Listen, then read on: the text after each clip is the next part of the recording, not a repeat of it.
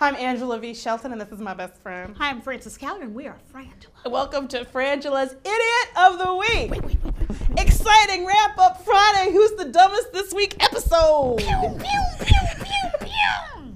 This is where somebody gets crowned for the dumb of the week. Yes, and we have a stack of It was hard. stupid. It was a hard cut. Yes. I'm tired. It was a hard cut. Our first nominee for finally Idiot of the Week. Deserves this. This is from Ashley W. again, thank you. Edward L. Brown. If you watched earlier in the week, you may remember him as the man who decided to get naked in the front row of an Alvin and the Chipmunks Chipwrecked screening. Yes, it was a matinee screening. 4 p.m. A woman unknown woman, let him into the theater. He says, told him to wait in the front row for her, where they would do heroin, cocaine, and have sex during the movie. Because the Chipmunks, that's what does it for her. Yes. I don't know about you, but when I watch Alvin and the Chipmunks, I'm like, if only I had some heroin, some cocaine, and some dick. Yes. This experience would be complete. Well, this is what kills me. I'm sorry if that was shocking, but I can't even believe. First of all, too good to be true. Yeah. Edward, it's an expression, Edward. Well, you know what? This is what I don't want to know is, what did he think that the other 86 patrons in the theater were going to do while he was doing this heroin, cocaine, and having sex? While he's starting a line off her ass. Well, this is why they choose. This is why they choose Chipwrecked, because it's completely engrossing. So nobody else was supposed nothing to else. I don't know if you've seen Chipwrecked, but you cannot focus on any. It is an extravaganza of film entertainment. You're absolutely right. And so they were like, well, we can't do this during, the Muppet movie, because there's some lulls, or during the Valentine's Day part 17, where we got 20. But Chipwrecked, nobody will notice the cocaine. Sherlock Holmes, no. But what I think for Edward was like, this was like everything he loves in one place: sex and drugs and Alvin and the Chipmunks. Wow. That was deep for me. Plan that. That's a night. That's a home activity. Yeah, it is. Invite the lady home. Yes. She seems like she like you. You know what? I would take you, inviting her to a bus stop. An alley. A dumpster. Just not with the children. And this is the thing, he got caught because he stood up naked and basically was like, hey, where you at? I'm here. Dick all hanging out. Where you at?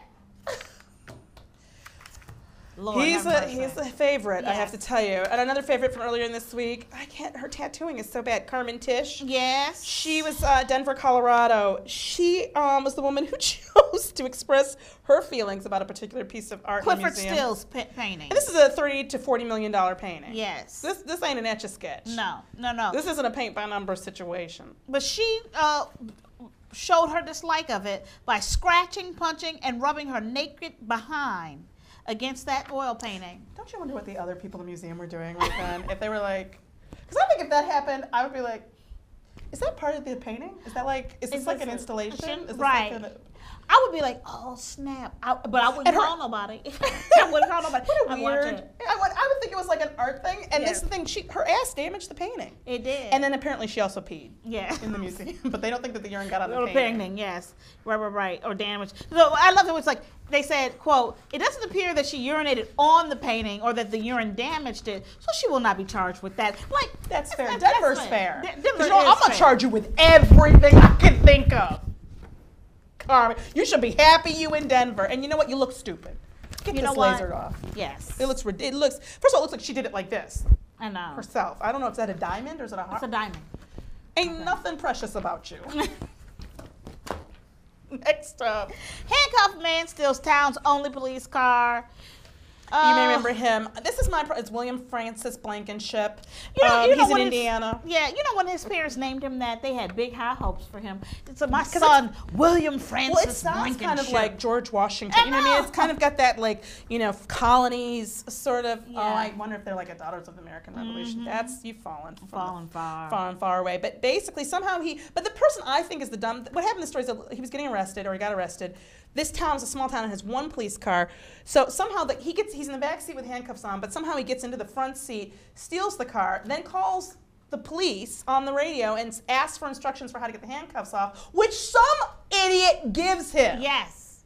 Somebody says to him, oh, snap. The key for the key for the handcuffs is on. That just take out the ignition, and then you can unlock it. And then he also asks what? Where the car lighter is. But you know what? As we talk about this story, this is what amazes me, and it's true.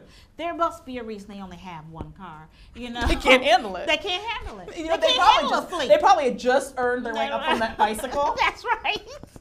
The county were like, we're going to give you a bicycle because you did well with that all year. Yeah. You kept the bicycle. You didn't hurt anybody or That's yourself. Right. They probably had that car all of 2 hours. He used the police radio to ask where the car, to find the car's cigarette lighter and how to unlock himself. And you have one police car. If the guy calling doesn't know how to do police work, it's not the cop. I know. It's I'm gonna tell you something. This is the place you need to go here to commit crimes. Yes.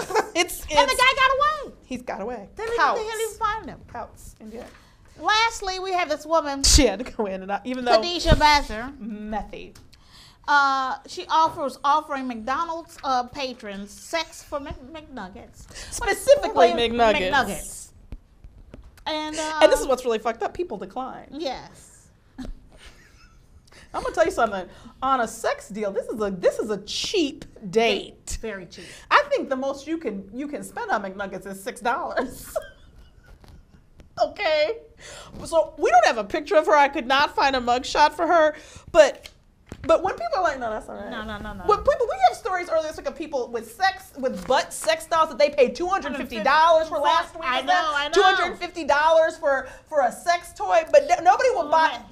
My feelings would be so hurt. Well, you know what? And this is my thing too. Just get her the fucking McNuggets. Just buy her the McNuggets. Just give them to her. Who's winning for you? Oh, I'm gonna say Edward L. Brown. Cause you know what? Edward.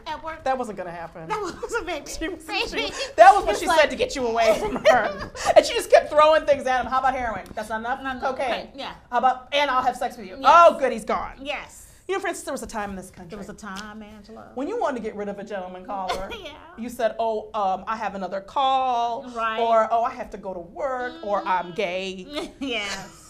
Not, I will get naked with you at a children's movie and do 2 different illegal substances. You know what, Angela, there was a time in this country that if you didn't like some art or an installation, you would blog about it. That's right. Maybe you'd be like, I really don't know why his work is valued. You complain right. to your other artsy friends. You don't rub your ass on it in the museum. No. In fact, your ass should never be out. Yes. And there was a time in this country that if you were a prostitute, you got money for your monkey. Some kind of money. Not McNuggets. Now my monkey isn't worth a thing, okay? Maybe I can get a Big Mac, maybe, because I'm relatively clean looking. But I mean, McNuggets? What is it? We need help from the federal government. Oh, FEMA's need to step in. I'm Frances Callier. And I'm Angela V. Shelton. We are Frangela. And thank you for watching Frangela's Idiot of the Week. Week. Nice.